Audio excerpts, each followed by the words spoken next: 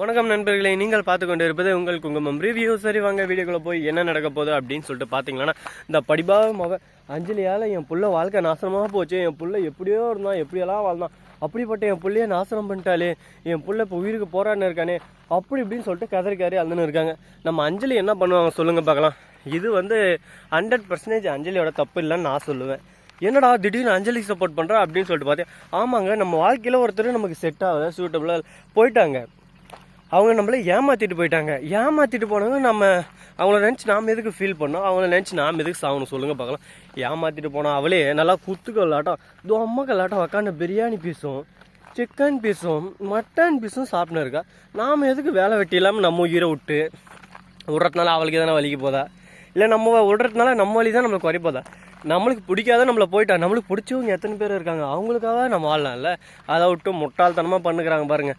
இவங்களாம் இருக்கிறதே வேஸ்ட்டு போட்டுன்னு சொல்லிட்டு விட்டுட்டு அடுத்த சோழியை பார்த்துட்டு போயினே இருக்கணும். இந்த மாதிரியெல்லாம் இருக்குது ஒரு பக்கம். இந்த விஷயத்தை தெரிஞ்சுக்கிட்டு தான் அஞ்சலின்னு ஐயோ என் புருஷனை யார் இந்த நிலைமைக்கு ஆளாக்குண்டு அப்படி இப்படின்னு சொல்லிட்டு ஒரு பக்கம் பர்ஃபார்மன்ஸ் பண்ண ஆரம்பிக்கிறா. என்னடா சொல்கிறேன் உண்மையாவடா? ஆமாங்க, ஆமாம். எதுக்காக அப்படின்னு அஞ்சலிக்குள்ளே ஒரு ஈரம் இருக்குல்ல, அஞ்சலிக்குள்ளே ஒரு மனசு இருக்குல்ல, அதுக்குள்ளே ஒரு காதல் இருக்குல்ல அப்படின்னு சொல்லிட்டு நாம் சொல்லுவேன். ஆனால் அது தாங்க இல்லை.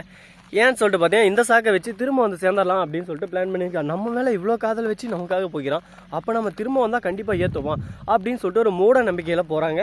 அங்கேருந்து ஜானகி, இலக்கியா, கௌதம் எல்லாரும் செவில் மேலே வைப்பாங்கன்னு பார்த்தா யாருமே அடிக்கவே இல்லை அவளை.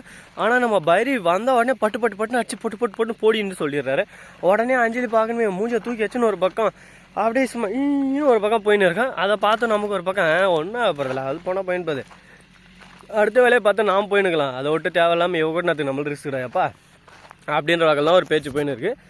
சரி, இப்படியெல்லாம் ஒரு பக்கம் போட்டுன்னு சொல்லிட்டு விட்டாலும் மறுபக்கம் என்ன நடக்குதுன்னு சொல்லிட்டு பார்த்தீங்கன்னா, கரெக்டாக நம்ம தலைவன் கார்த்தி இருக்கார்ல, அவர் லைட்டாக அப்படியே சும்மா வரல டிங் டிங் டிங் டிங்னு ஆட்டி பார்க்குறாரு.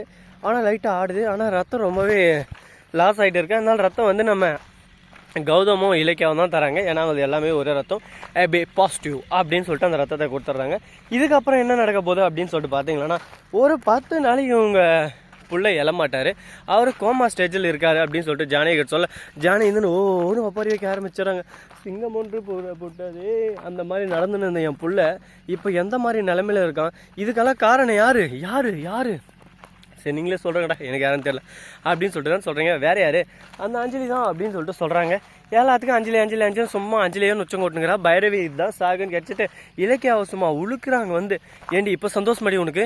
அவள் எங்கேயாவது அந்த வாழை இந்த வீட்டில் கேடு கேட்டவளாக இருந்துன்னு போகிறான்னு விடாமல் அவள் வாழ்க்கையை திருப்பி இப்படி பண்ணி அப்படி பண்ணி ஒரே அடி என் பிள்ளை வாழ்க்கையை நாசனம் பண்ணிட்டு இப்போ சந்தோஷமா, இப்போ நல்லா இருக்கா, இப்போ மகிழ்ச்சியாக இருக்கா அப்படி இப்படின்னு சொல்லிட்டு கேட்க ஆரம்பிக்கிறாங்க.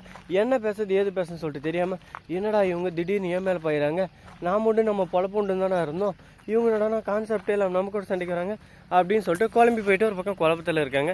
நல்லா குழப்பத்தில் இருந்தால் பண்ண தப்பு குமாரே, தப்பு பண்ணிட்டே அப்படின்னு தான் சொல்லணும். ஸோ நண்பர்களே, இந்த வீடியோ பிடிச்சிருந்தா லைக் பண்ணுங்கள், கமெண்ட் பண்ணுங்கள், ஷேர் பண்ணுங்கள், டிண்டிங் பெல்லை தட்டி விட்டு போங்க. அப்போ தான் நான் போகிற அடுத்தடுத்த வீடியோ உங்களுக்கு உடனுக்குடன் நோட்டிஃபிகேஷனில் வந்து கொண்டே இருக்கும்.